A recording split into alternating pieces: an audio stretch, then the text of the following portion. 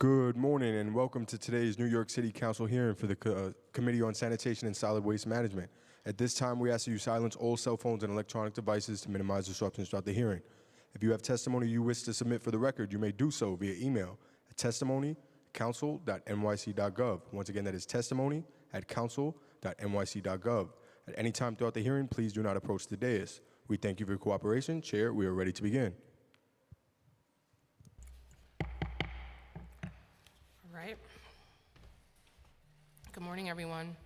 Sorry for starting late. I couldn't remember if we needed quorum or not. Good morning, everyone, and welcome to this oversight hearing of the Committee on Sanitation and Solid Waste Management. My name is Sandy Nurse, Chair for the Sanitation Committee. Thank you, Sanitation Committee members, for being here. Councilmember Julie Menin, Councilmember Chio Say, Sanitation Commissioner Jessica Tisch, Sanitation Deputy Commissioner Greg Anderson, Director of Legislative Affairs Nicole Mathias from the New York City Business Integrity Commission for joining us today. I'd also like to thank the members of the public who are here to testify. Thank you also to my staff, including Legislative Director Anel Hernandez, and to our Sanitation Committee staff, Policy Analyst Ricky Chawla, Committee Counsel Morgan Barrett, who is first time doing counsel for our hearing. Welcome. Finance Analyst Andrew Lane Lawless, and Data Specialist Reese Hyorta and Brooke Frey.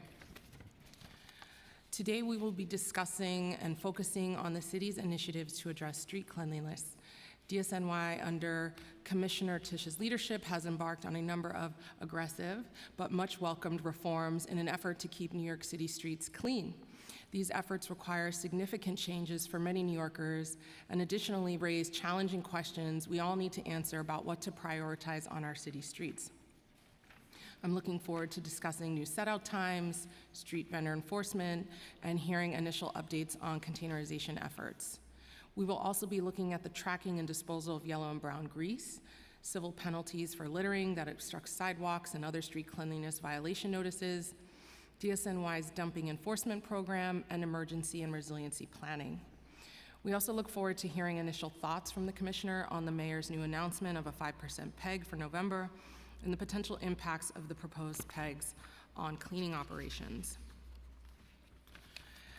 We'll be hearing a handful of bills. The first bill we will be hearing today, intro number 413, sponsored by myself, establishes a system for documenting and tracking yellow and brown grease from restaurants.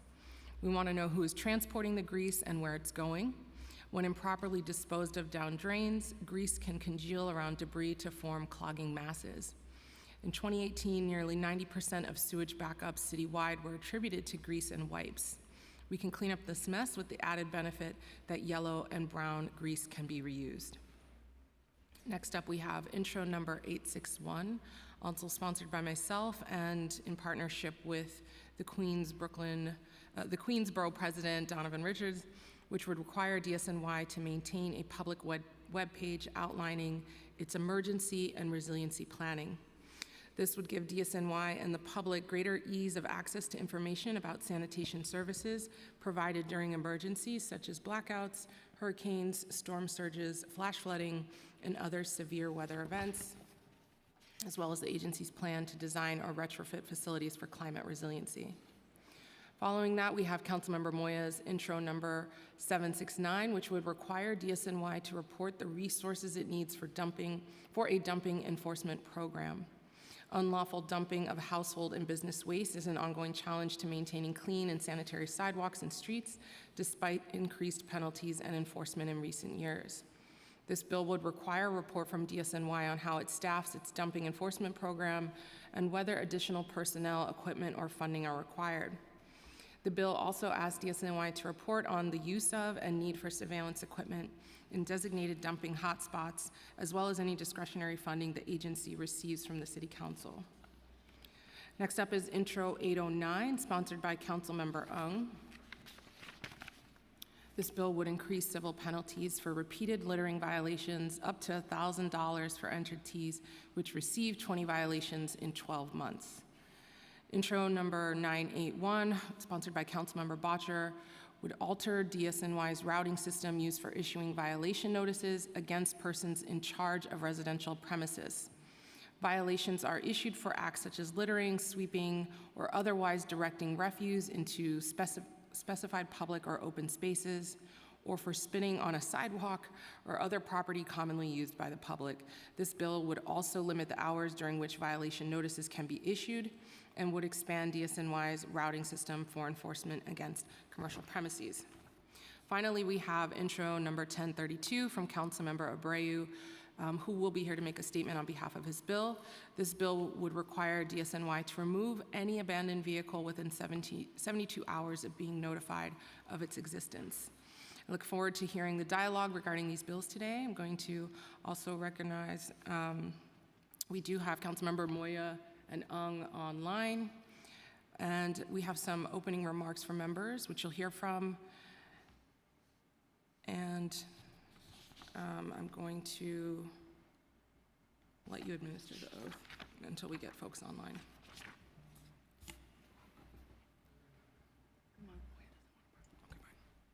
So you can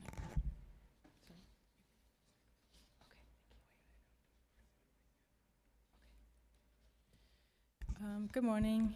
Do you affirm to tell the truth, the whole truth, and nothing but the truth in your testimony before the council members, and to respond honestly to council member questions? I do. Thank you.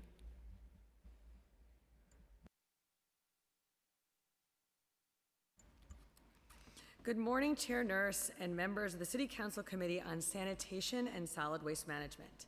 I am Jessica Tisch, Commissioner of the New York City Department of Sanitation. I am joined today by First Deputy Commissioner Javier Lohan and Gregory Anderson, Deputy Commissioner for Policy and Strategic Initiatives. Thank you for the opportunity to testify today on DSNY's initiatives to address street cleanliness, a real passion of mine. We are in the midst of a trash revolution in New York City. This is a complete overhaul of our old way of doing things. Trash set out later and more in containers and bins, and picked up earlier than ever before. The highest levels of litter basket service and street cleaning the city has seen in over 20 years, new investments in high-impact cleaning programs for previously overlooked public and private spaces, sustained and strategic enforcement of our most basic cleanliness rules. Together, these efforts are bringing a tidal wave of change to New York City's streets. I will briefly detail these efforts before moving to the bills on today's agenda.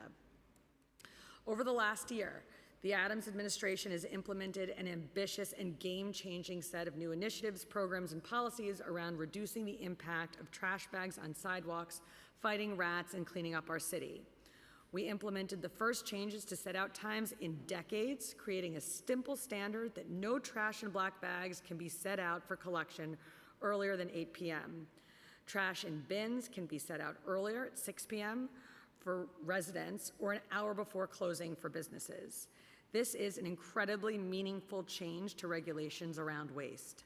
Since these regulations took effect on April 1st, we have issued more than 24,500 warnings and 42,700 violations for failure to set out waste properly. These rules are clear. Since April 1st, the number of 311 complaints about rats decreased by 20% citywide and 45% in rat mitigation zones. In August, we implemented another new rule requiring that all food-related businesses, restaurants, delis, bodegas, grocery stores, caterers, and others, set out their trash for collection in containers with a lid. This month, those rules expanded to include chain stores with 5 or more locations in New York City. Black bags of trash leak food waste and attract rats, and moving trash into rigid containers with lids reduces the occurrence of foul odors and vermin. We have issued 23,000 warnings and violations since these rules took effect. Putting trash in bins and containers is not rocket science. Other cities in the US and abroad have been doing this for decades. We are late to the game, but we are moving aggressively to bring New York City in line with our peers. For residential trash, we have begun a pilot to use on-street containers and mechanized collection in Manhattan Community Board 9, as envisioned in our report, The Future of Trash, which I looked at the feasibility of waste containerization that we released earlier this year. In the last year, DSNY has also refocused our efforts to enforce core sanitation regulations. Businesses and property owners must keep their sidewalks and the area 18 inches into the street clean and free of litter, and they must set out trash and recyclables properly and at the right time. This is not enforcement for enforcement's sake. It is appropriate and meaningful action to uphold these basic rules around cleanliness. This year, cleanliness violations are up 64% year to date. We have also stepped up our fight against illegal dumping, a theft of public space and a scourge on neighborhoods across New York City. We now have 258 illegal dumping cameras installed across the 5 boroughs, up from exactly 0 when I started as commissioner, and we have increased the number of violations and impounds by 137% year to date. We are sending a clear message. If you dump on our city, you will be caught and you will pay. Earlier this year, we created a new partnership with the NYPD to address the challenge of abandoned and derelict vehicles on city streets. Before, these cars would be stuck in a game of hot potato between the 2 agencies with no clear responsibility and accountability. Now we have created a joint task force with 5 NYPD officers assigned to DSNY to coordinate efforts to remove these eyesores from our streets. We now conduct multiple joint operations per week, up from just 1 or 2 a month last year. This has led to a 68% increase in vehicle removals, a total of about 7,000 removed so far this year. We also created the new Targeted Neighborhood Task Force to address long overlooked areas around the city that fell through the cracks of maintenance jurisdiction. DSNY is on the 6th round of cleaning these 1,700 plus locations since last November. This summer, DSNY created our first ever highway unit, assuming responsibility for cleaning highways across the city. These areas, including the medians, shoulders, and adjacent grassy areas, were filthy from years of neglect. For the first time, we are giving these areas a deep clean, removing litter and debris that has accumulated over time. These efforts are difficult. Some highways, like the BQE, get dirty again soon after being cleaned, but I believe our efforts are making a big difference for New Yorkers. Lastly, in April, we assumed operational control of the city's graffiti cleaning program from EDC. DSNY has historically been responsible for taking graffiti complaints, but for over a decade had just passed them off to EDC for cleaning, with neither agency taking full responsibility. Now, we have implemented new procedures and policies to increase productivity and effectiveness. Since April 1st, we have closed more than 5,000 graffiti service requests. I am here today to deliver a sobering message that I hope will serve as a wake-up call. Despite all of this administration's new programs and efforts, we will not win the war on cleanliness without meaningful and decisive action from the council and our colleagues in the state legislature. How is it that a single store on 7th Avenue in Manhattan can dump its entire contents on the sidewalk and the biggest fine that we can give them is $50?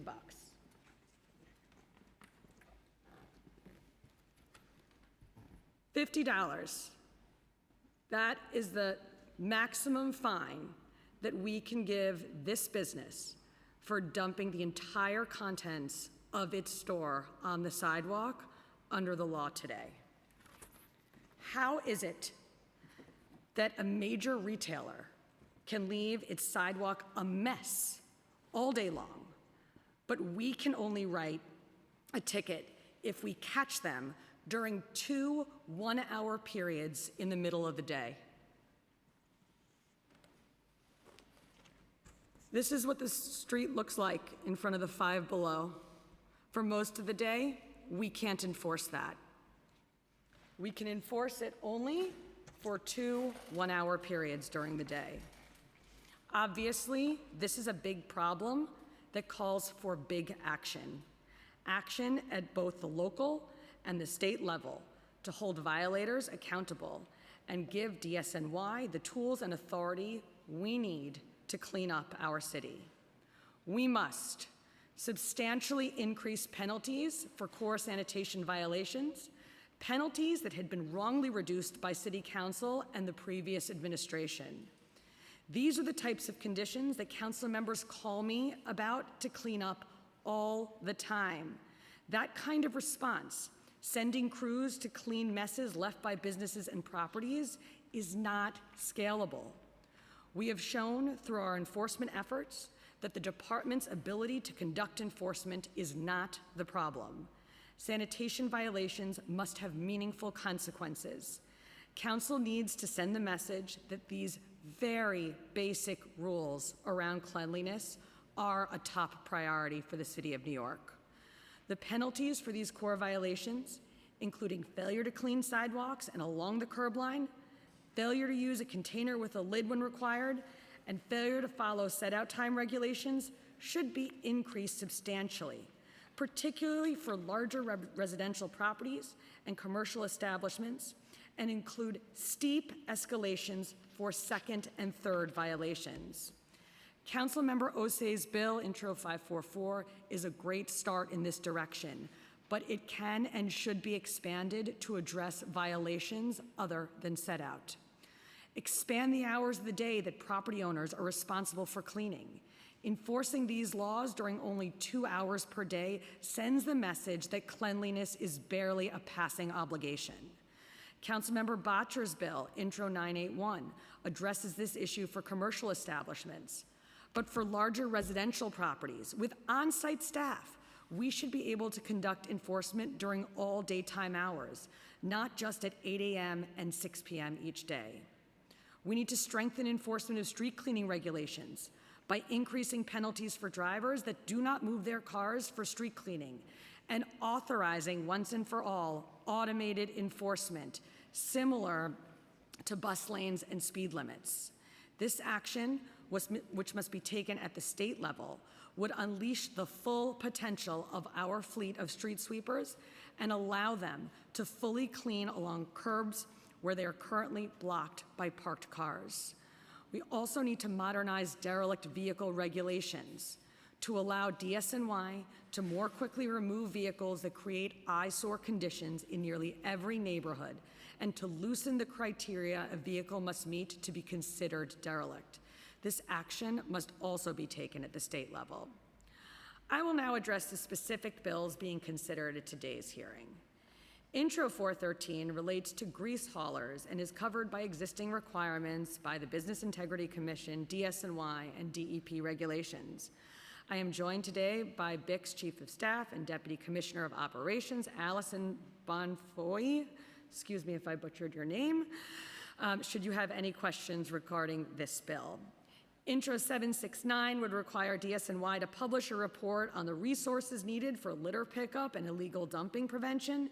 These resource needs should be considered in the context of the city's annual budget process, and in my opinion, is not appropriate to publish a standalone report.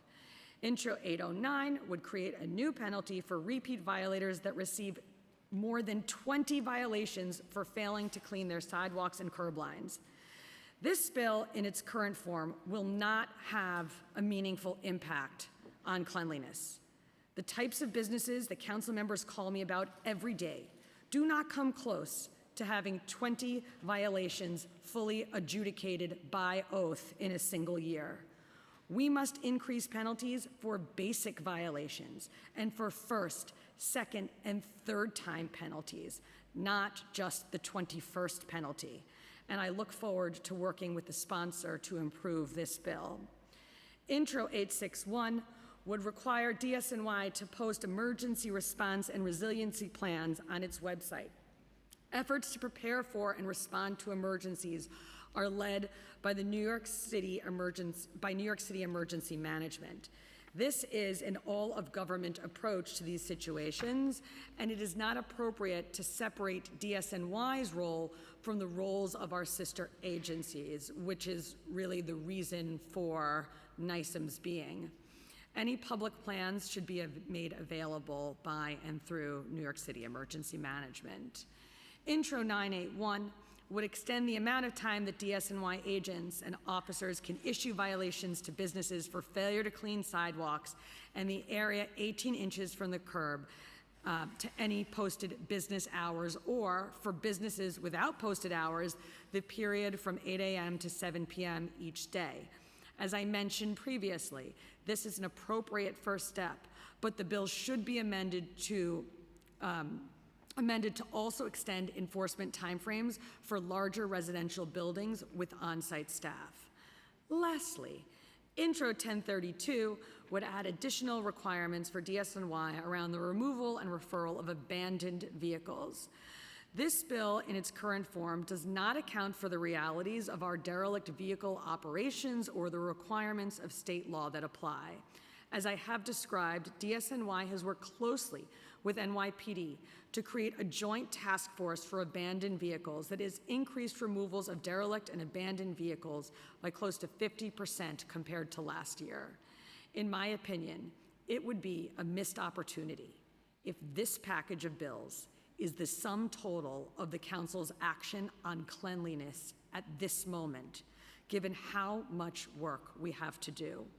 My hope is that we can expand upon the bills as drafted today to end up with a strong package that truly makes the council a partner in our trash revolution. I feel so strongly about this because it is absolutely achievable. Thank you very much. Thanks, Commissioner. Councilmember O'Bray, did you want to speak on your bill?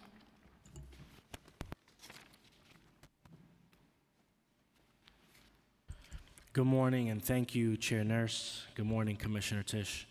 Today I'm speaking in support of my bill, Introduction 1032, which would require that the Department of Sanitation remove, cause to be removed, or refer for removal abandoned vehicles within 72 hours after DSNY becomes aware of the vehicle.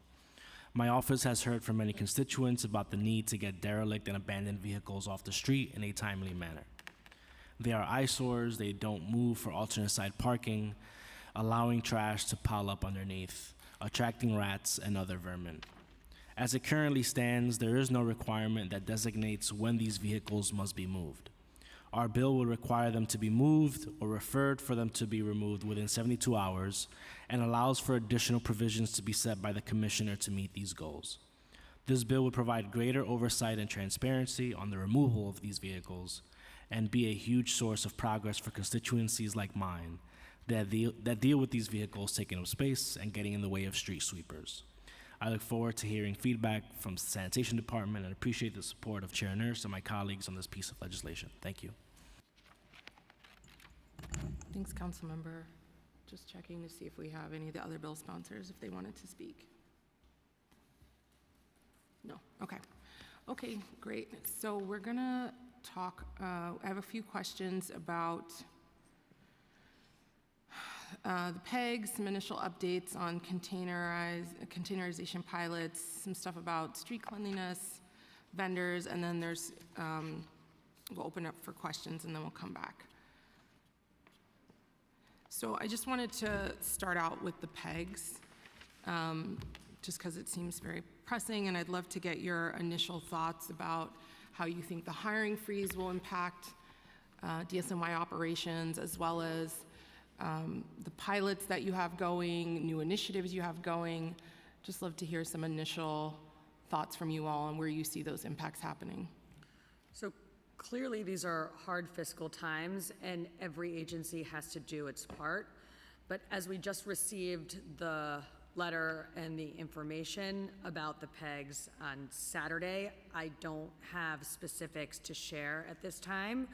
But as always, would be very happy as this process moves forward to update you in the coming weeks.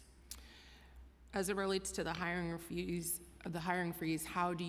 are there positions for some of these new initiatives, for some of these pilots that will not be able to be filled? Not at this time, there aren't. I guess it depends how long the hiring freeze lasts, but at this time, the department is in very good shape on staffing. As you know, staffing is something that I take very seriously, so we don't let vacancies linger, and we're very aggressive about finding great candidates and bringing them on quickly. Okay, and just as a reminder, do you have an update or can you refresh us on your vacancy rate? I don't have the vacancy rate in front of me at this time, but it is quite low. Okay. I go through the numbers of active hires that we're doing at any given time, and for an agency of 10,000 people, that list last week was less than 50, and many of those 50 had already been hired and are awaiting start dates. It's fluid, so I can get back to you with the exact percentage, but it's going to be quite low. Great. Okay, so I want to focus on the new set-out times and just a little bit on containerization. Thanks for all the information that you provided in your testimony. We wanted to see, I see that you mentioned you've issued 24,500 warnings, 424,700 violations to date. So thank you, that was our opening question.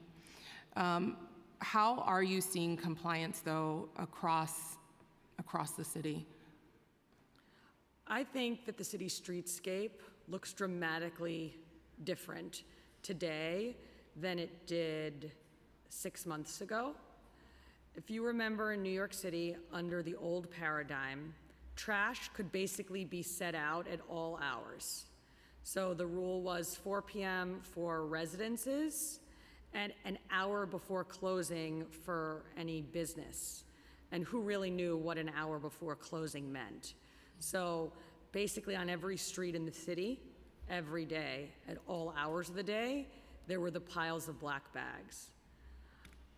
On April 1st, we changed the set-out times. The new rules say no black bags are allowed on the street until 8 p.m. If you want to set out earlier, residents can do so at 6 p.m. at container. Businesses can do so an hour before closing, but in a container if it's before 8 p.m. On top of that, we've added container requirements for certain types of businesses. We started with food-related businesses, restaurants, bodegas, bars, delis, groceries, caterers. All those businesses have to containerize all of their trash, their refuse specifically, regardless of what time they set it out. That's because we started with those businesses because those businesses produce an outsized amount of food waste, and we know that human food is also rat food. This month, we've expanded that rule to require any chain store in New York City to containerize their waste. We moved to chain stores specifically because chain stores tend to produce more waste than your average small business. But this administration is very serious about containerizing all 44 million pounds of trash that are put on our streets every single day. As I mentioned before, cities around the country and around the world have done this over the past decade or two, and New York City just hasn't. And so right now, we are playing a game of catch-up. I believe, because I look at this, I look at basically only this all day, every day when I walk around the streets, that there is a noticeable difference in every borough of the city. You see many more containers on the street, and you see fewer bags out. We are not perfect yet, but we have definitely made significant progress. And I look at the early rat numbers as a very good indication that this strategy is working. So to see a 20% decrease citywide on 311 calls about rat complaints, May, June, July, and 45% in rat mitigation zones, and that happened 1 month after we changed the set-out times. That is an unbelievable And result. when you say rat mitigation zones, are you talking about the areas with I mean, you have the one established one in Harlem, but are you talking about the Bronx? Are you talking about North I'm talking Brooklyn? about all the rat mitigation zones together on average. When they ran the numbers, it was a 45% decrease in calls. Now, I don't look at 311 as the perfect data source about this, Yeah, right? I don't think any of us do. But you have to understand that 311 rat complaints don't go down year to year. So to have them go down so many months in a row after we took this huge action is very meaningful and a very good indication that these efforts, which to be honest, like, are completely obvious. Like, you want the rats to go away? Get the food out of the trash. Yeah. Put it in a container. And almost every other major city across the world has already done it. So How are food and chain businesses receiving these new rules in terms of like the logistics? Are they getting a piece of mail? Is it door to door? Can you just tell a little bit about the outreach effort? as you know, like you, I very much believe in outreach. We did this in phases so that we could get the outreach model right. So every food business, every chain store that was impacted got a few things. First, they got a mailer, something in the mail in advance of the rule taking effect, that explained the requirements in very simple, clear language, because it's pretty straightforward. We also worked with the NYPD Community Affairs to do door-to-door flyering in case the businesses don't check the mail. We've been very active on social media about it and have received a lot of media attention for it. And in addition to that, for the first month that these rules take effect, we are doing not summonsing, but issuing warnings. And those warnings look just like a summons, which is intentional so that they, have the desired wake-up effect. And we issued about 23,000 warnings for the food-related businesses in that first month. We're now on to summonsing. We are doing warnings now for the chain businesses, and at the end of the month, we'll move on to summonsing as well. But between the mailers, the door-to-door canvassing, the phone calls, the meetings with local trade representative groups, community boards, et cetera, I think that there's been robust outreach about these rules. To the point where if a business doesn't know about it, it's because they don't want to know about it. It's just the outreach has been robust. Okay. I want to switch to talk about the various types of container pilots that are happening under DSNY's purview. Can you share any data on the Times Square pilot? I know that was in partnership with the Times Square Alliance, but can you share a little bit about how that's going? Yeah. So we have a number of different big fixed container pilots going. The first one is called Clean Curbs. And what Clean Curbs did was we worked with business improvement districts around the city, the Times Square Alliance among them, and we gave them grants to buy these large containers in which the business improvement district would store its trash. And so each bid manages and uses their own container. And then the department works with the bid either for the department to collect directly from the container, or in some cases, the bid brings the contents of the container to a specific location for DSNY collection. So I don't have any specific data on how many tons of trash have been stored in those bins, but what I can say is that we have worked with dozens of bids who have put out dozens of containers citywide for bid trash, and it's a model that I'm looking to expand on. So now that we don't have the trash bags, or as many of the trash bags from businesses and residences on the streets all day, one thing that is really noticeable is the bid bags in areas where you have bids right next to the trash cans. And they can sit out there until the next litter basket collection.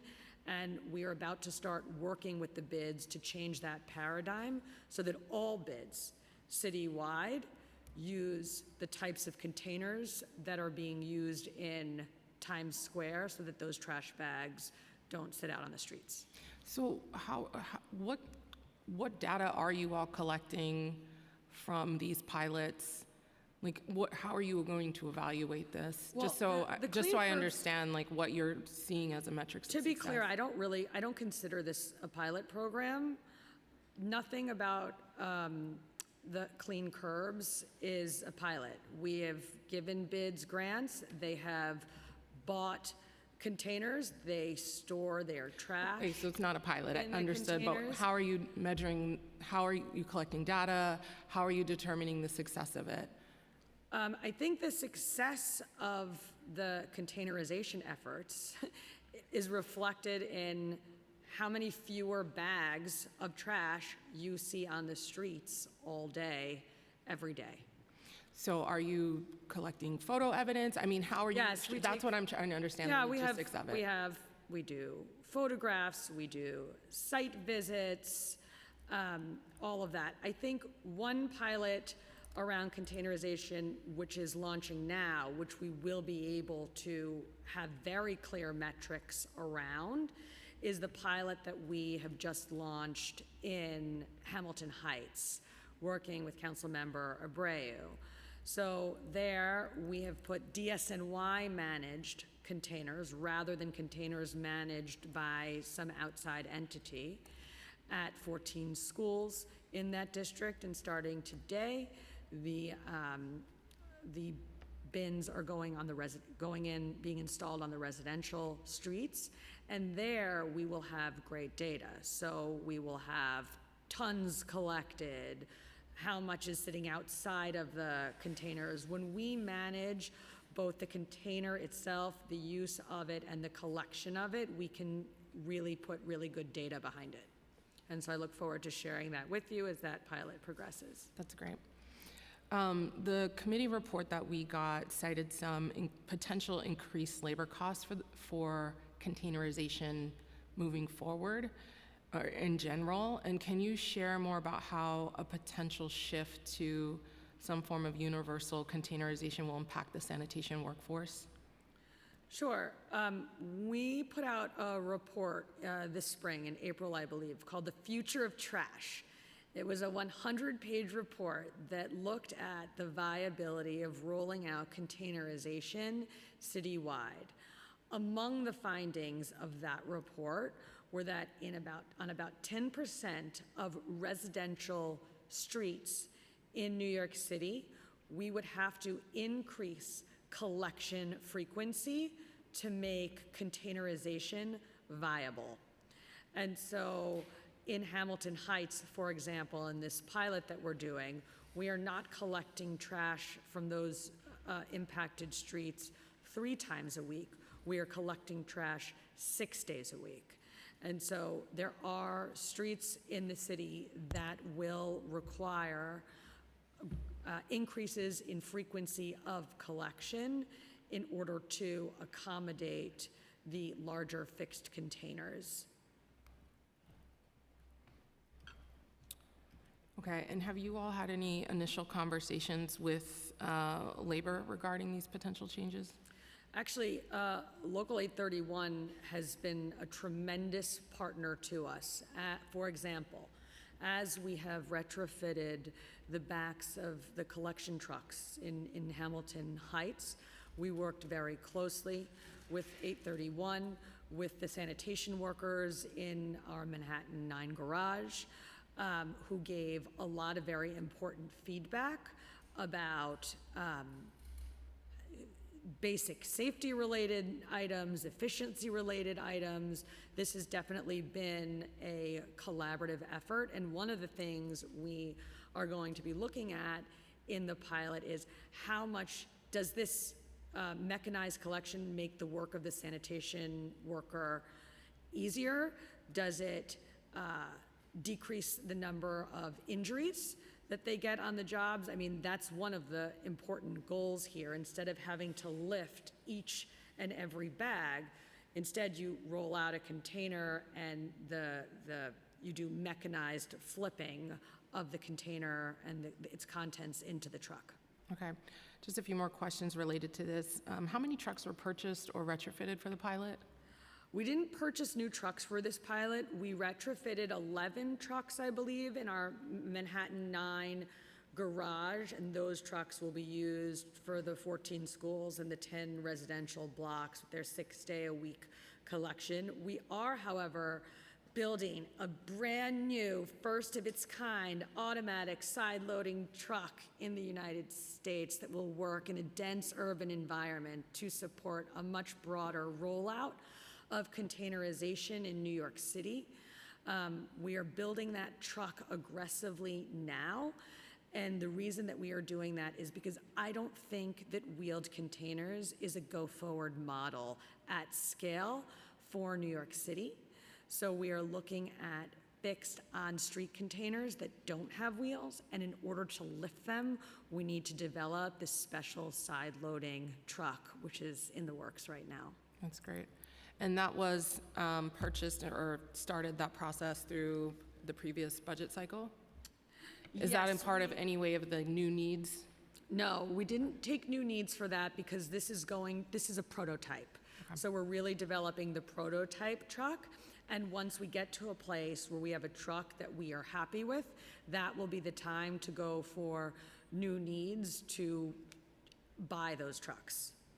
And how many staff are exclusively dedicated to the Hamilton Heights project? We didn't add staffing to our Manhattan 9 garage. Correct me if I'm wrong. Oh, we did. Sorry. We added 12 staff to our Manhattan 9 garage. Oops. We added 12 staff to our Manhattan 9 garage, and the reason is because we've increased the collection frequency. Okay, thanks. I just have a few questions regarding street cleanliness, street vendors, and then I'll open it up to members. Our data team actually, it's not live yet, but they put together a very cool visualization tool of a lot of the 311 data because it's just, it's not for everyday people to understand. So we're looking forward to that. But when they were showing it, we're seeing that we're rebounding from complaints and grievances, but it doesn't seem like we're fully there. It doesn't seem like New Yorkers are fully satisfied. And I don't know if it's just they're calling more, they're complaining more or not. But they're showing declining performance metrics. And do you have any, in terms of missed collections, in terms of street cleanliness, and do you have any, is there something that you might want to offer about why that might be happening?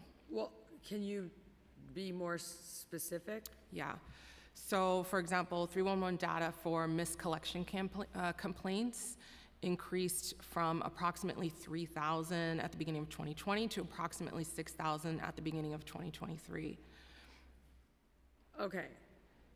So this administration wasn't here in 2020, and there was that whole pandemic thing that happened. And the pandemic was a really rough time for the Department of Sanitation. I mean, I heard about it anecdotally, but it was not smooth sailing at the department. So yes, I would expect that during that time, the missed collection complaints would have gone up. So they were at 3,000. From what our data team gave us, it's now 6,000. So during the pandemic, it was 3,000. Now we're at 6,000 at the beginning of 2023. Okay, so you're saying January of 23? Yeah. Not having the data in front of me, I just want to make sure I'm talking about the right thing. So one of the things that we are seeing in particular with Queens composting is an increase in miscollections associated with bulk. So bulk cannot be set out on your recycling day. And the reason why is we're using the dual bin trucks in large portions of Queens and soon to be large portions of Brooklyn to collect in half of the truck refuse and in half of the truck compost. And in those dual bin trucks, they're not big enough to collect bulk. So we are seeing an increase in 311 calls associated with that specific condition, and we are working now on a mailer for all Queens residents and a proactive mailer for the rest of the city, because this is going to roll out to the rest of the city, to communicate the adjustment that you cannot set out bulk on your recycling day, but you can set it out bulk on your other 1 or 2 trash collection days. And I think that if there is an increase in missed collections right now, it's probably largely attributable to that bulk issue. Is that messaging that you all plan to include for the Brooklyn rollout?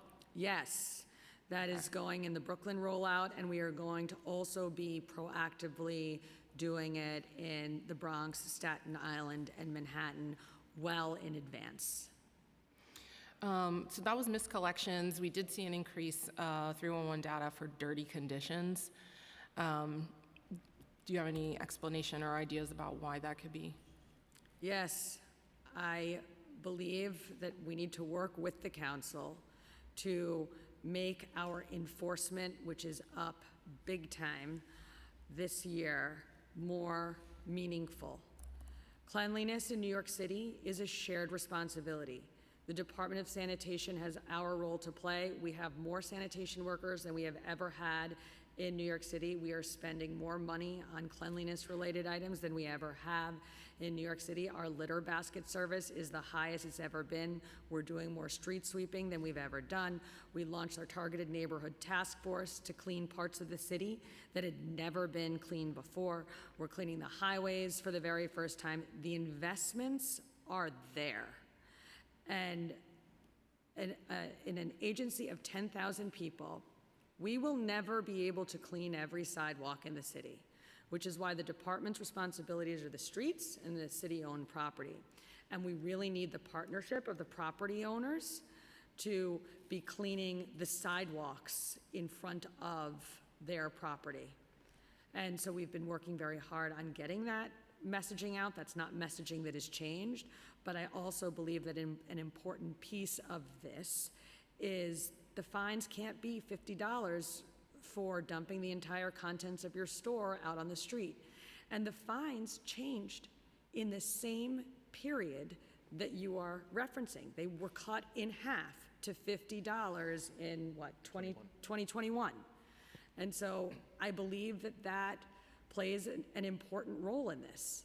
That cut was devastating to cleanliness in New York City.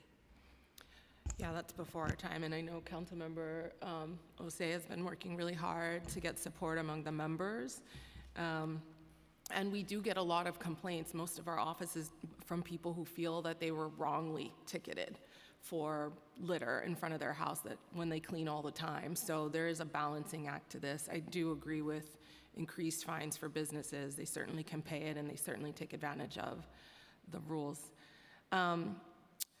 Okay, so the last question on cleanliness we had is DSNY on track for the launch of a local law 9 of 23, which is the GPS trackers on street sweepers? Yes. Okay. Awesome. That goes into effect, I think it's the end of the year, End of the year, January yeah. 1st. Yes, we are on track. Do you know when we'll have it? Do you think it'll be at the end of the year, or do you think it'll be earlier? I think it'll be after Thanksgiving. Great. Okay, street vendors. Since DSNY took over enforcement of street vending, we've seen a couple of flashpoints, including Corona Plaza. Can you describe, for the record, the protocol for responding to complaints about vendors? Sure. As I have said before, DSNY takes a quality of life approach to vending enforcement. So generally, we look for things like leaving your trash behind at night, throwing grease into a sewer, blocking curb cuts, blocking entrances to subway stations, vending right in front of a business or blocking the entrance to a business. Our general approach looks first at the condition and then at the status of the vendor. We also generally take a warning first approach. Our warnings can take several forms. Either we would post signs in the area at least 24 hours in advance, in which case that would serve as a warning, or we would issue individual warnings to vendors first before we would summons or confiscate. If you're asking about Corona Plaza specifically, our action there earlier this summer, we did post those warning signs well in advance of the enforcement that we did. I think that our enforcement effort there has been mischaracterized. In total, we issued a grand total of 1 summons, and we confiscated no property. The only property we took was property that was abandoned in the location, in the street, and that was property from 5 vendors, and we held that property for safekeeping. So reading some of the accounts of that enforcement effort was difficult because I don't think that it represented truly the approach that our officers took. When we were in Corona Plaza, we saw things like tents bolted into the sidewalk, which is like a real no-no. We did not issue the summonses for that. We gave each vendor an opportunity, not 10 minutes, not 30 minutes, hours to correct the condition. And so I do believe that our Corona Plaza enforcement was very much true to the spirit of what we committed to, although I will say, in that situation, that area had it had really become a big quality of life issue and really required the level of action that we took. Yeah. I don't know all the details of the Corona Plaza. I just know the women who came here, and they're saying they don't have work. And so I was more interested in the protocol in general. So when you first do the condition, do your staff members walk with any outreach or education materials? The Department of Sanitation is not responsible for the outreach and education. We just do the enforcement. SBS and DCWP have retained the lead on outreach and outreach in that area. But again, I think that the warning first approach, while it is different than like straight up outreach, is a type of education. We're not going straight to confiscations or summonsing. So when someone calls your DSNY or makes a complaint about a vendor, are you all in coordination at all with DCWP for the outreach and coordination? Because that hasn't been my experience. I don't know specifically if DCWP is notified or SBS is notified every time we do, every time we go out, but you have identified an area where I think that I can look to tighten up. Okay, and if you have it, can you update the committee on how many summons or violations have been issued to vendors since you all began enforcement? Yep. Since we began enforcement, we have issued 447 summonses and 388 confiscations. We have donated 46,200 pounds of produce and we have composted 4,400 pounds of produce. And how, for the record again, how many personnel are dedicated to vendor enforcement? What's that? Oh, right, it's 40 total. Okay, and for vendors, when they operate after normal business hours, who does the enforcement after hours? Sanitation, police. Okay. That hasn't been my experience, so just was wanting to understand. Okay, so Councilmember Velasquez, thanks for joining us. I'm gonna open it up, Councilmember Osei, and then Abreu, if you have questions. Thank you so much, Chair Nurse, and good morning, Commissioner. Nice to see you.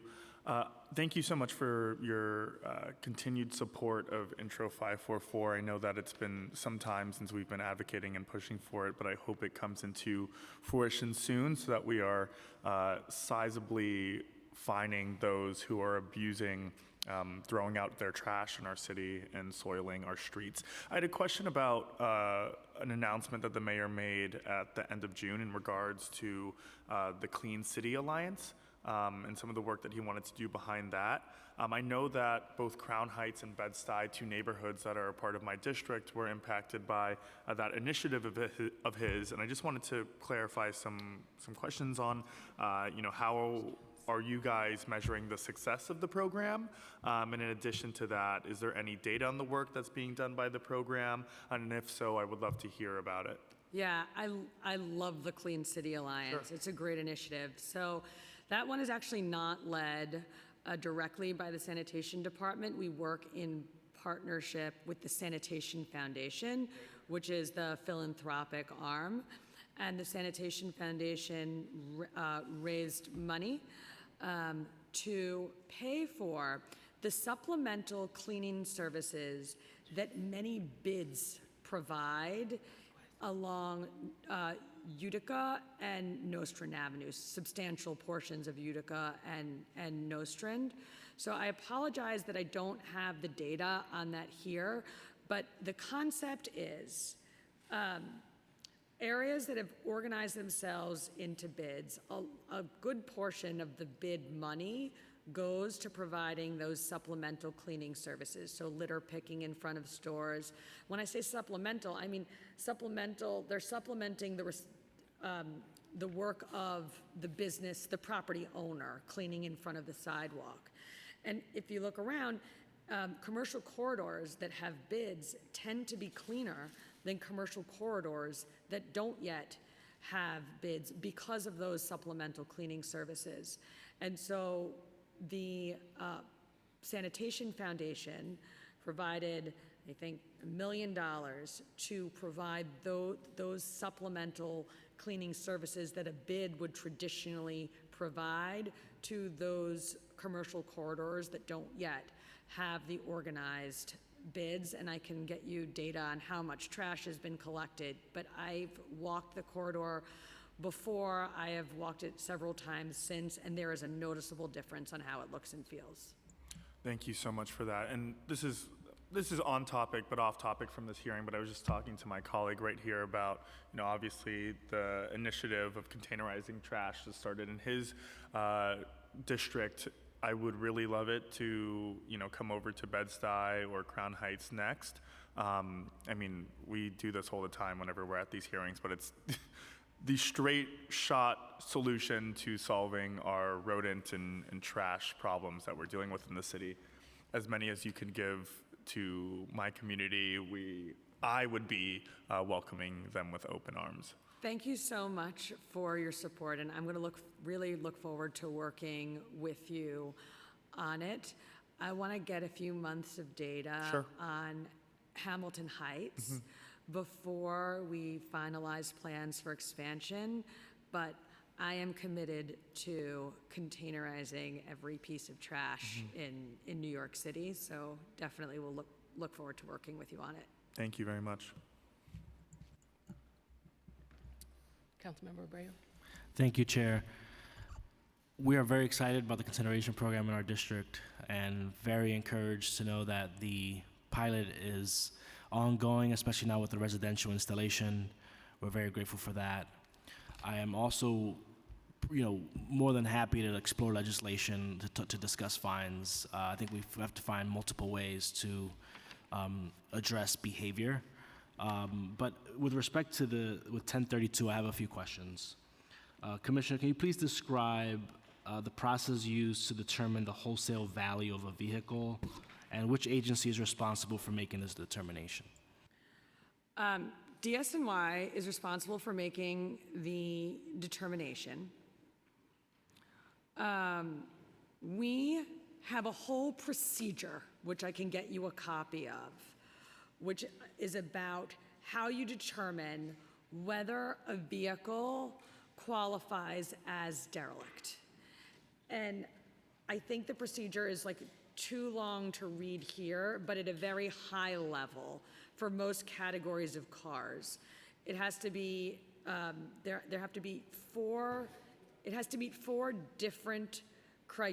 at least four different criteria for derelict, and the four different criteria have to be four different parts of the vehicle. But rather than read you, it's a very complicated procedure, rather than read the whole thing to you today, I would like to just send a copy of it to your office. That works. When an abandoned or derelict vehicle is removed from the street, where is it stored? Oh, so in the case, historically, the sanitation department has handled the derelict vehicles, and the NYPD has handled the abandoned vehicles. So let me take derelict first. Derelict doesn't get stored. Derelict gets destroyed immediately, or pretty close to immediately, so we don't store them. In the case of the abandoned vehicles, which the NYPD has historically addressed, they have their roto vendors, and I am not exactly sure where those vehicles are stored, but I can work with the NYPD and get you that answer. There's going to be a number of different locations around the city. That works as well. How long, if you have this information, how long does a vehicle owner have to reclaim their vehicle once it has been removed from the street? When it's derelict, they don't have. They don't get it at all, right? All right. And if it's abandoned, that's an NYPD question, correct? Correct. Okay. Are you open to exploring legislation to help codify some of the existing practices working off of this bill? When I started this job, I went on district walks with a number of different council members. And Councilmember Brooks Powers pointed out to me every abandoned vehicle in her district. And a number of council members did. And it really hit me early on, wow, this is a major quality of life issue, and we have to, whatever we were doing at the time wasn't working, and we need to address it. So we've done a few things. First, we got 5 NYPD officers and a sergeant assigned to the Department of Sanitation, and they work with a team of DSNY supervisors. So whether the vehicle is abandoned or derelict, they can take it. And the idea there was to get rid of this game of finger pointing that resulted in no cars coming off the streets. And that is working. In addition to like the work of that task force under my direction, we're also doing more joint NYPD DSNY tag and tow operations. So we're up from like twice a month to 2 or 3 times a week, where we'll pick a specific precinct, and both the district and the precinct will go in there. And so between those 2 efforts, we have really upped our game on getting abandoned vehicles on the street. Now, this is since April 1st, and so it's only been a few months. But in New York City, we get so many 311 calls about abandoned and derelict vehicles. Some of them go to the NYPD, some of them go to sanitation, who knows what's what, right? A person seeing a vehicle on the street doesn't necessarily know if it meets the department's criteria just want it for off the street, derelict or if it's right. abandoned. They just want it off the street, which is why we created this joint task force. We estimate that there are about 9,000 or so calls to 311 about, the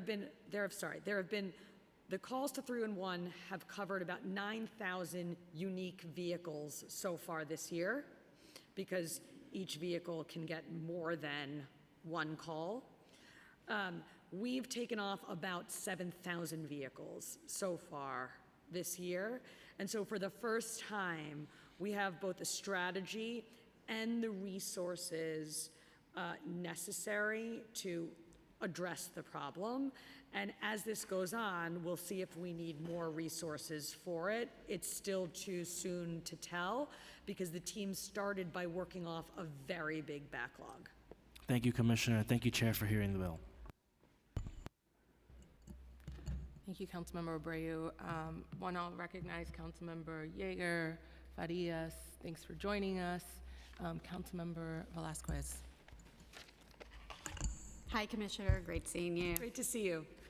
So just going back a little bit to some earlier questions and just follow up directed towards my district, the new set-out times and containerization.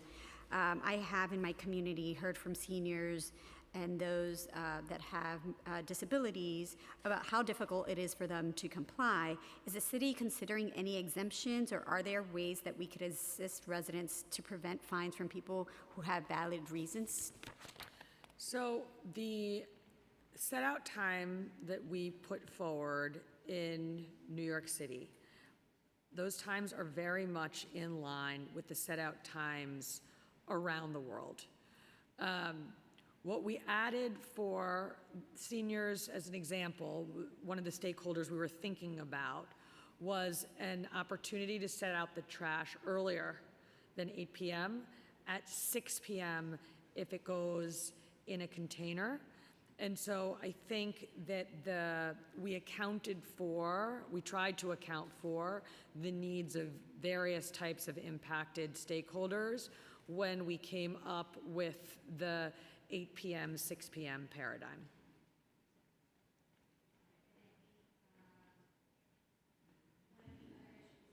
Sorry about that. One of the other issues I'm having in my district when we've done multiple walkthroughs with DSNY is that in areas where there's mixed commercial and residential, some building management has not properly educated their residents, nor have they allocated the resources to deal with garbage. And so what we have now are tons of garbage bags in the streets, and what typically happens is a lot of the businesses end up getting the fines. So is there a way that we can go back into either enforcement or education to the different properties? Because what we find, it's just like multi-family residencies where it's like 6 or more units that typically engage in this behavior within my district. So how can we work with you to first identify the problem, educate, right, if it's fixable, right? And if they keep on doing this persistently, how can then we enforce it and through fines and the like? So as I mentioned before, I don't believe in enforcement for the sake of enforcement. So I don't want New Yorkers, residences or businesses, getting summonses for conditions that are not of their creation or not their responsibility. So I'd be happy to work with you and dedicate resources to go and re-educate the buildings that are not complying, and send the chief from the district out with you to look at any areas of concern that you have. Would you consider something like the Times Square pilot program in a non-business commercial district, kind of like Pelham Bay in my district? Yeah, so we, as I mentioned before, I am committed to containerizing every piece of trash in the city. The model that we have working as part of the Clean Curbs program in Times Square as one example, is one that's really, it requires an entity like a BID to centrally manage it. So the BID collects all the trash and puts it in a shared bin rather than out on the street. So it doesn't necessarily have to be a BID that we work with, but any organization or entity that can manage it. I think what's going to be the go-forward model is more along the lines of what we're testing in Hamilton Heights, where for, mid and high density, we put out on the residential side the shared containers, and lower density, we require the individual bins. Got it. And then lastly, under this new waste management program, will union workers lose their jobs? And then is DSNY ensuring that awardees have recycling, composting, and organics facility?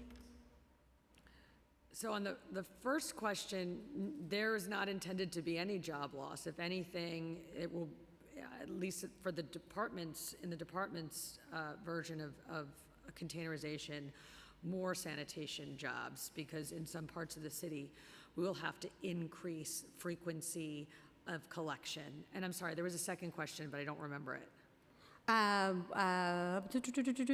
Whether DSNY is ensuring that awardees have recycling, composting, and organics facilities. Oh, now you're talking about commercial waste zones? Correct. I think.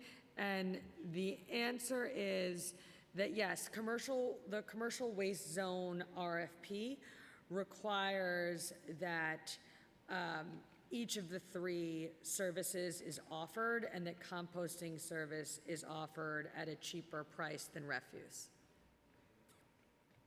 Got it. Thank you. Thank you, Councilmember Velasquez. Councilmember Bottcher. Thank you so much, Chair Nurse.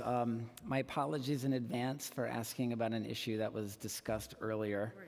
I was at a press conference at Madison Square Garden, but I do understand that you discussed unlicensed street vending earlier.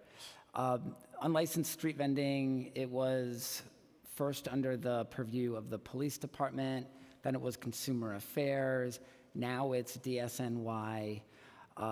In our district office, my staff gets a lot of calls about unlicensed vendors, often outside of small businesses that are selling a similar product, and we've struggled to get enforcement. And one of the things that we've been told is that DSNY is short on resources to. Yeah, we were when we started. We're not now. When we started, we took over on April 1st. We were funded to hire 40 additional sanitation police officers to staff. So when we started on April 1st, we started with just one team of 7 existing sanitation police, and we did a big training class for sanitation police officers where we put 40 more people through the Sanitation Police Academy. I graduated them 3 weeks ago, and so now we have 5, this is like brand new, we have the 5 teams citywide, and so we are no longer resource constrained. We have like 1 team in every borough, so I expect that if you have any enforcement needs related to vending, that my team is going to be very responsive because they have the resources that they need to do it. It just took 16 weeks to get everyone trained. It's great. Yeah. It's great. So 1 enforcement team per borough. Yes. And how many enforcement agents per team? 7. 7, and they are full-time dedicated to vending enforcement. 40 people, including supervision in the sanitation police, are dedicated to vending. Okay, great. Well, we really look forward to seeing progress on that and checking in on a later date and working closely with your office on this issue. For sure. Want to ask about the newfangled corner baskets that were the winner of the design contest. They're here. They're here. When can we expect them in City Council District 3? I'm gonna look in City Council District 3, but they've just arrived. We had, oh God. The basket has two parts, okay? It's like a gorgeous outer shell, and then like the inner basket. And the A two gorgeous things- outer shell and a beautiful inner basket. Okay, attractive.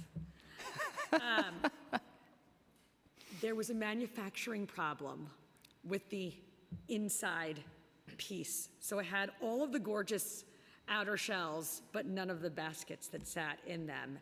And those baskets, finally, we worked through the mold problem in the manufacturing process, and we got them. So those baskets are going to start to hit the streets at the end of this week or early next week. We just placed an order. So the first order was like between 300 and 400. We just ordered 1,000 more. There's 22,000 baskets citywide, so it will take time and money to replace them, but I'm looking forward to working with every council member, if this is a priority, to get all of those mesh, wire, and defunct litter baskets replaced. Right, so the first tranche has been funded and ordered and is about to be received. And We then, received 300, we've ordered 1,000 more. okay, so 1,300, and then more will need to be ordered. Those have not yet been funded or, We have to work through the funding for the balance. okay, what kind of geographic area will 1,300 cover roughly? They're gonna go in, probably like citywide. It's not like they're all gonna go in one district. And a lot of this is like very like bureaucratic. It's like which council member gave us money to buy how many baskets. So it's not entirely up to my discretion Okay. where and how we put them. Okay. I don't think we allocated any funding to you because it was the old design that I didn't want. But the new one is just so great. So we look Oh, forward to no. working with you on it. Okay, thank you. Great. And all of your colleagues. Thank you.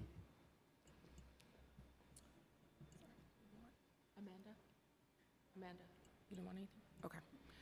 Okay. I'm going to ask a couple questions on behalf of Councilmember Ung for Intro 809. Does DSNY have a policy of issuing a warning to small businesses before issuing a littering violation? No. How many? We generally do warnings, just to clarify. Yeah. We're very intentional about doing warning periods when there is a new rule, so that no one can get a summons without being appropriately educated about it, but we don't use warnings for things that have been on the books for a long time. Okay. How many establishments across the city have received littering violations more than 20 times in the last 12 months? 0. And the reason that it is 0 is that we can only enforce those types of violations during 2 one-hour periods a day, so 2 hours a day. And we have an entire city to enforce on. So one of the things that we are looking to be able to do is expand, to have the council write legislation that would expand the number of hours a day that we could enforce those rules. And I think that animates my frustration with that bill as drafted, because raising the penalty for the 21st violation is meaningless because no one gets 21 violations. It's just... Anyway. Point taken. What is the process that DSNY follows, if any, to consult with an establishment or residents when you see the number of violations over a 12-month period rising steadily?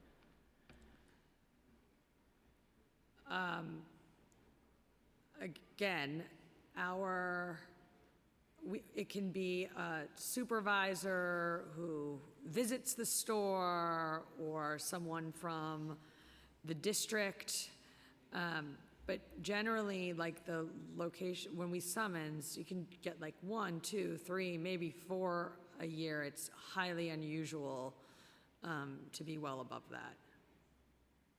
Okay, thank you. And then in relationship to Intro 981, what inputs of information does DSNY currently use to decide where to allocate money for street cleanliness operations? We use a lot of different inputs well, I guess they're different for each program. So street sweeping hasn't really changed very much over time. That's where the regulations are in place, and we work with the community boards and the council members when they require or want a change to those. We're very open to adding street sweeping regulations. For the Targeted Neighborhood Task Force, that is citywide, and that's just based on where are there underpasses, overpasses, side roads next to highways. So it's just based on where those locations exist. And on the enforcement side, we generally do it by borough, and so each borough gets an appropriate amount of enforcement agents based on its size. To what extent is the presence or absence of a bid considered in allocating commercial routing resources? It's not. Okay, great. So for tracking disposal of yellow and brown grease, I know we have BIC here as well. To the extent that you are aware, how much are licensed commercial carters already picking up yellow grease free of charge or as a paid service to businesses? I am going to hand it over to my colleague from the Business Integrity Commission. They're taking the lead on this. Thank you, Commissioner. Hello, Nurse Chair, Allison Bonfoy, Chief of Staff at BIC, Deputy Commissioner as well. Based on the Carter's customer registers, which they submit quarterly to BIC for the first half of 2023, Carter's picked up yellow grease from approximately 15,500 commercial establishments. Okay, and how many of the carters under consideration in the CWZ RFP process are capable of fat rendering or other grease recycling? And to what extent is this capability considered in the eventual awarding of a CWZ contract? So grease was carved out of the CWZ program, meaning they will be able to pick up wherever necessary. Does DEP share data with DSNY and BIC on the number and locations of sewage backups and clogs that can be attributed to improperly disposed of grease? In the past, BIC and DEP have worked together on those matters. We are engaged with DEP on this topic to improve further communications between the agencies. Would BIC require additional resources to comply with this legislation? Given that the proposed requirements are covered by existing rules at BIC, DSNY, and DEP,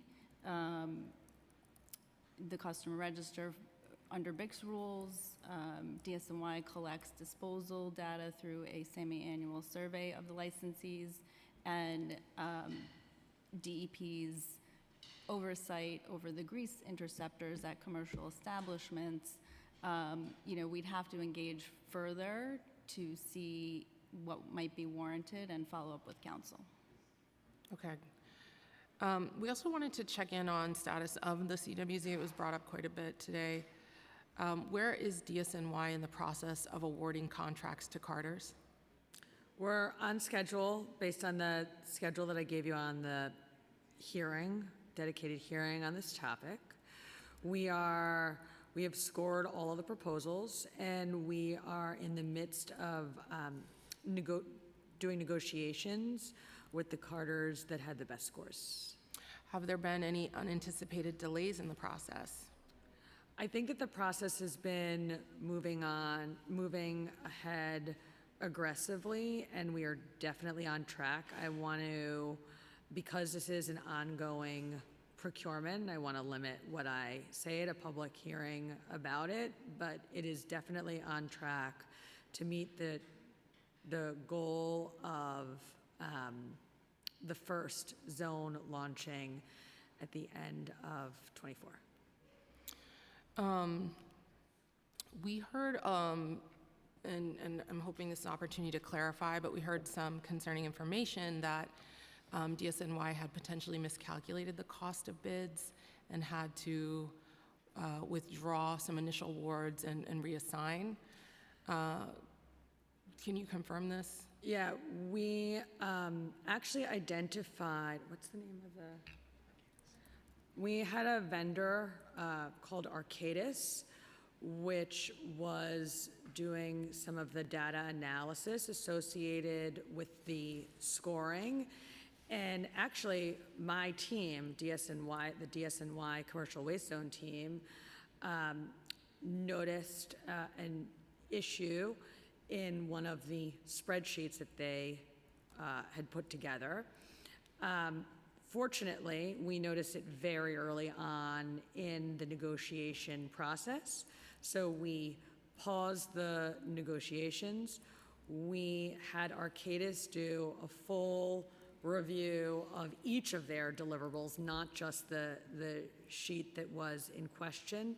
I also had the DSNY data science team independently do their own review of each of the Arcadis deliverables. And the selection committee met again and made some adjustments a few adjustments based on having corrected the error in the scoring sheet.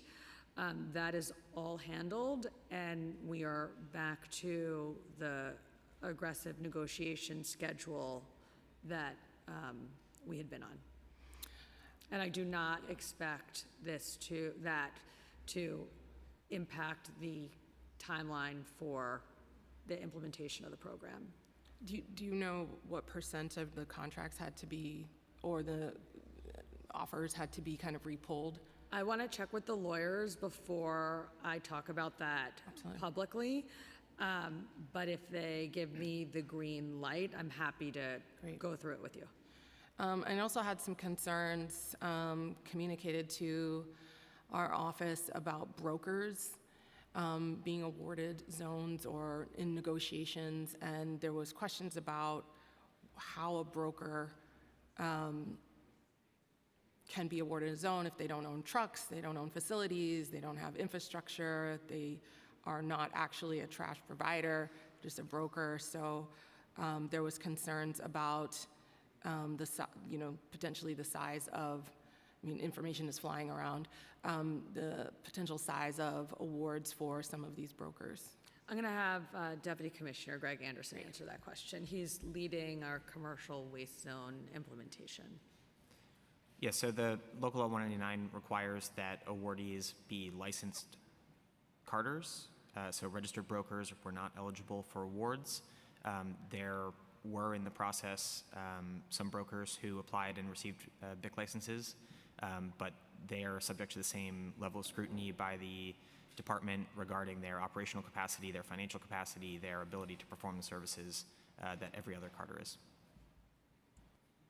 Okay, and then just lastly, during this process, were companies with union labor and benefits favored over companies without?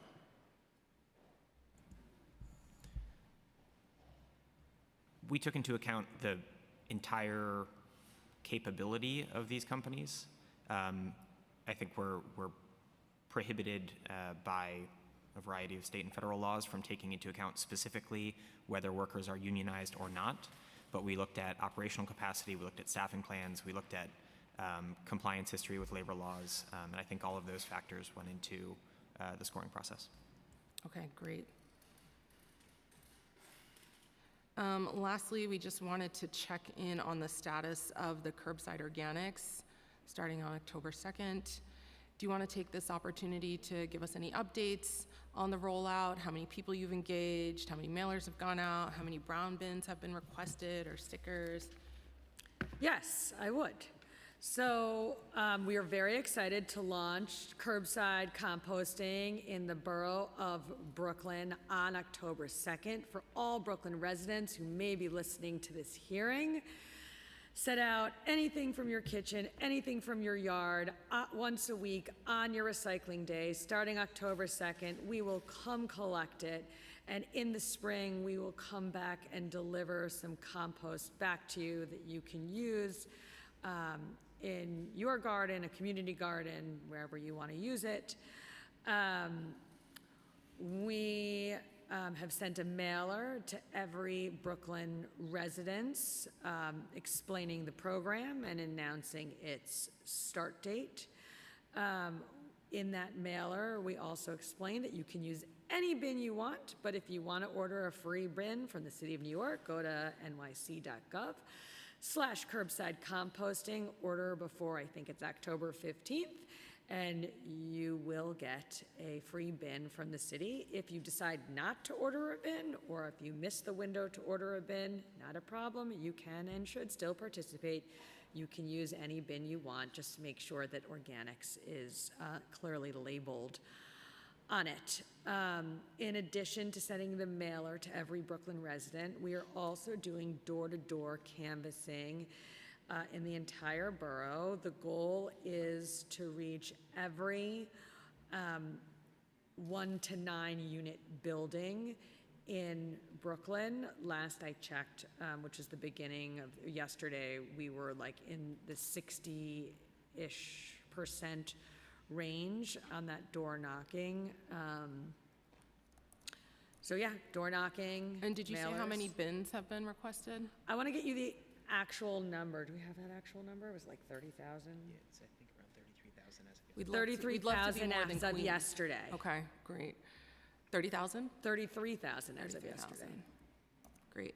I know Councilmember Salamanca, thanks for joining us. Did you have a question? Thank you, Madam Chair. Good afternoon. How are you, Commissioner? I'm good, thanks. I want to first open up by thanking you for working with my office. I do have a big chunk of my district is industrial, and as a result, I get a lot of illegal dumping. And it's good to partner with you. I know my office allocates funding for the cameras.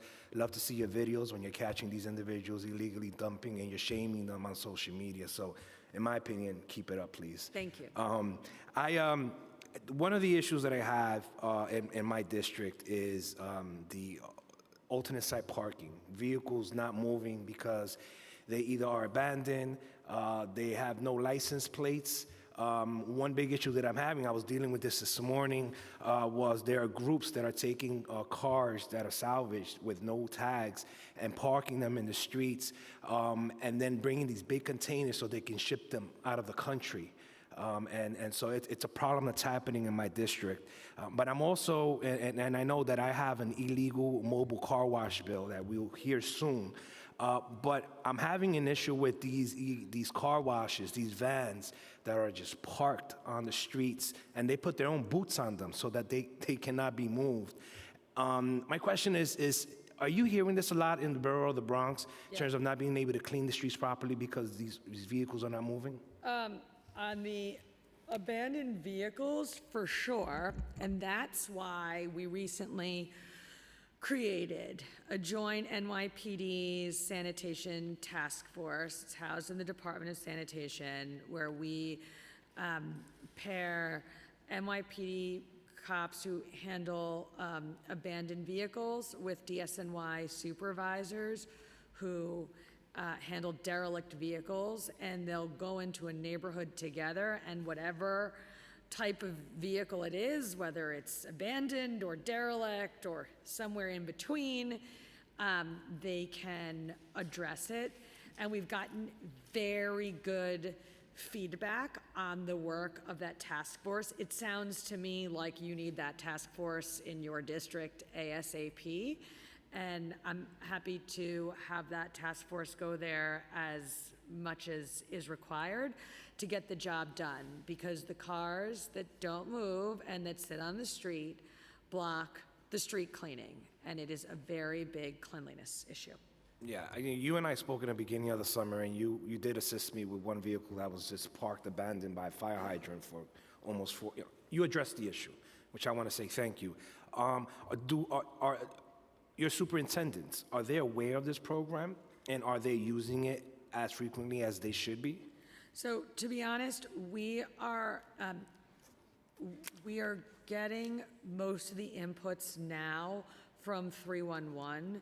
You raised an important gap, which is, even though the superintendents don't directly deal with it, it's important that they are all aware of it, and that is a message that I can and will and frankly should deliver. So thank you for identifying if that is an issue. All right. Well, that's it for my questioning. Thank you, Madam Chair. Thank you, Commissioner. Thanks. Sorry, my last round of questions are related to the emergency and resiliency plans for the Department of Sanitation. This is a topic that the Queensborough president is extremely passionate about. So I would be remiss to not ask the questions. How does DSNY adapt operations, thank you, during emergency scenarios, including hurricanes, blackouts, and flash flooding? For example, does DSNY change collection schedules? How does DSNY notify New Yorkers? So New York City Emergency Management takes the lead on all large-scale disasters. And DSNY has an important role to play in various types of disasters. Obviously, for snow in particular, we take the lead. For other types of weather-related emergencies, we play an important supporting role. For weather, these plans are reviewed annually, and for weather-related response plans, they are reviewed prior to the relevant season beginning. So, for example, like the snow plan is coming out soon, the updated snow plan. How does DSNY respond to post-emergency scenarios, for example, like post-Hurricane Sandy, DSNY-supported debris pickup? You know, DSNY is one of those agencies that does whatever is needed. Like this year, we had a condition, it was in Rock, I think, with some coastal flooding, and DSNY was in that neighborhood for 3 weeks after, every day, whatever the residents needed. As that material came out of the homes, DSNY was there to collect it.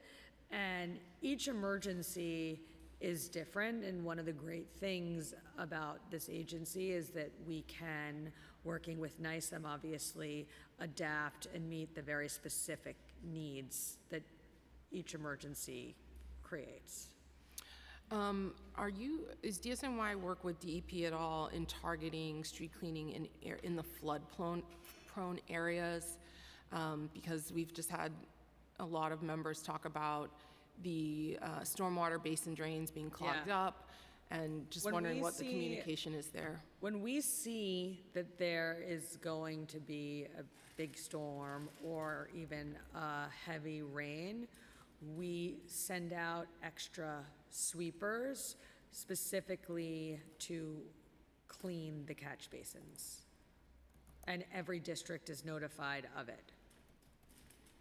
Great. How frequently are DSNY staff trained on the department's emergency and/or resiliency plans? And does employee onboarding include emergency and resiliency components? So as an example, we are just about to begin our snow training for every employee, every sanitation worker in the department. That is something that we do annually.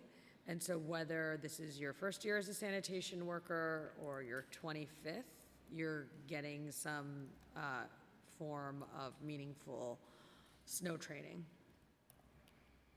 Javier, do you want to add anything else about it?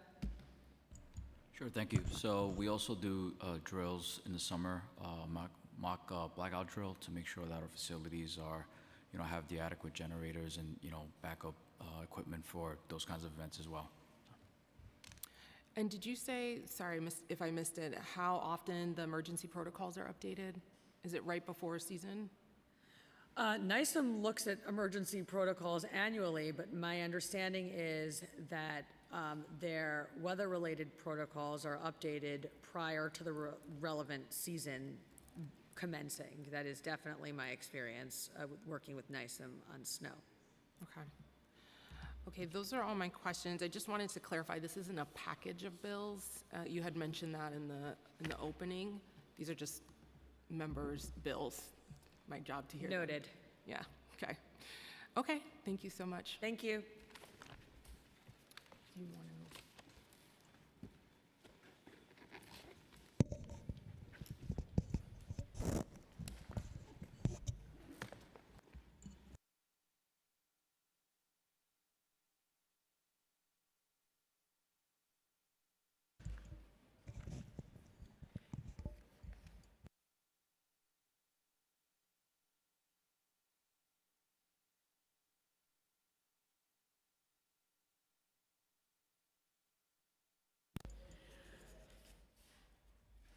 We will now transition to public testimony.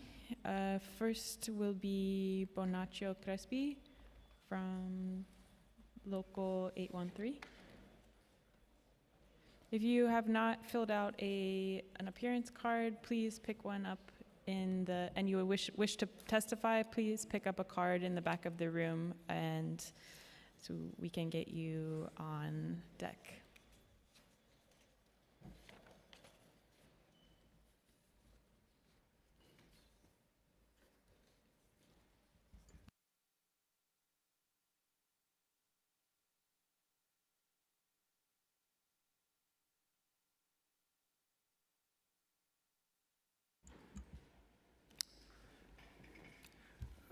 I guess it's good morning.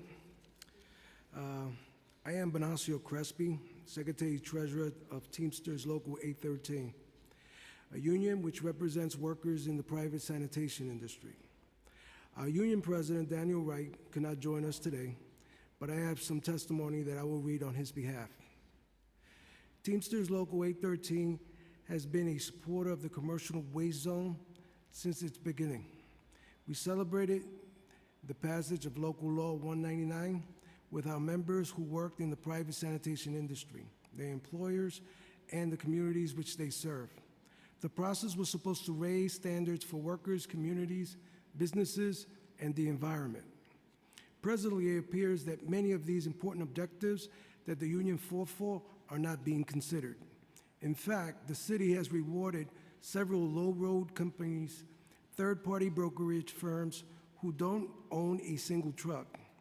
How can a broker be considered who will subcontract work to a company from well outside the metropolitan area? This will add to overall vehicle miles traveled, something this effort was supposed to reduce. How can a company be considered that has ties to a questionable union? Can we expect this to improve conditions for workers? The law was designed to reward companies who do the right thing, having good union jobs with proper pay, benefits, proven safety records, real recycling execution, reduced VMTs, and concern for the communities and the environment where they operate. I am disappointed to hear of several of the bids granted by the administration.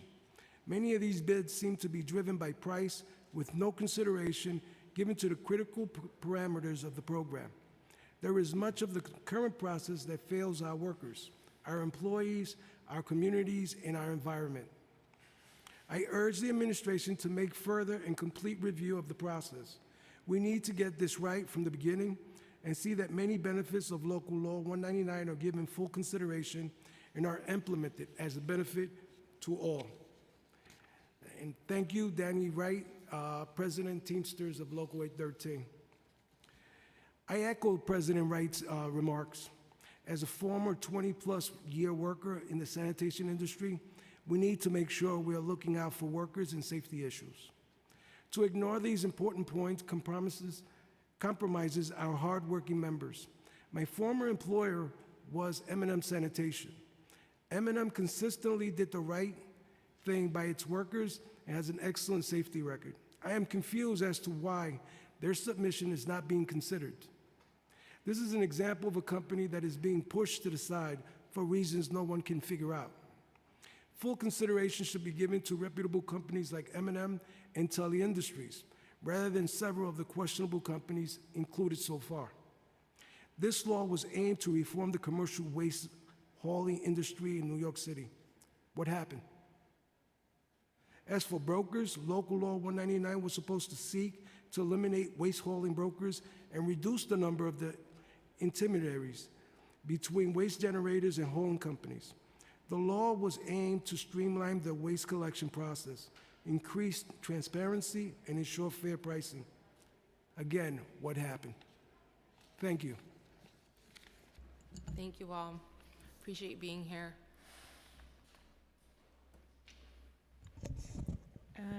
Thank you. Next will be Timothy Chubinins. Apologies for the mispronunciation. And just before you testify, I want to welcome and acknowledge the journalism class coming from Councilmember Sean Abreu's district. Welcome to the tail end of our oversight hearing on sanitation. Councilmember Abreu left, but he did testify about his bill.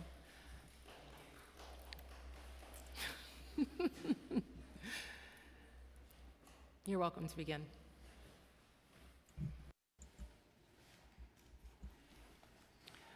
Good morning. My name is Timothy Chubinidze, and I'm the Director of Civic Engagement for Queensborough President Donovan Richards, Jr. And I am here to present testimony on behalf of the Borough President. Thank you to Chair Nurse for the opportunity to present testimony in support of two important pieces of legislation that you have introduced and that the Borough President is proud to support. I would like to first discuss intro number 413, which would require the Business Integrity Commission to establish a tracking system requiring transporters of yellow and brown grease to report to the BIC how such grease is disposed of. As you know, commercial kitchens produce a large amount of yellow and brown grease that needs to be discarded and removed properly so it does not end up in our sewer system, where it can congeal in pipes and cause the sewer system to overflow. It is therefore of supreme importance that the city make sure such grease is properly disposed. The best way to do this is through the tracking system envisioned by intro number 413, which, if adopted, would allow civil penalties to be imposed on grease transporters who fail to adhere to its tracking requirements. The management and disposal of grease is a vital component of environmental conservation, so the city must play an active role in ensuring proper grease disposal procedures are followed. It cannot afford to take a hands-off approach towards this important aspect of environmental protection. And as the old saying goes, sunlight is the best disinfectant. Having grease transporters track and report their work would help protect both the environment and our city's public health by keeping grease out of our sewer system. The Borough President therefore strongly urges the adoption of intro number 413. I would like to next discuss intro number 861, which would require the Department of Sanitation to maintain a separate page on the city's website where it will make available all of its plans relating to emergencies and resiliency. As we are just one day beyond the 22nd anniversary of the September 11th, 2001 terrorist attacks, it is important to remember that the ability to prepare in advance for an emergency often makes all the difference in being able to survive an emergency. That is why it is important that all city agencies, including the Department of Sanitation, be proactive in making sure their emergency contingency plans are communicated effectively to the public well before any emergency. As we learned from our experiences during Hurricane Sandy and Ida, as well as during the recent influx of Canadian wildfire smoke, the chaos of an actual emergency often leads to poor communication and the distribution of inaccurate information, which could prove disastrous in a crisis. That is why it's critical that our residents be armed with as much information as possible before a crisis occurs, so they are not unprepared.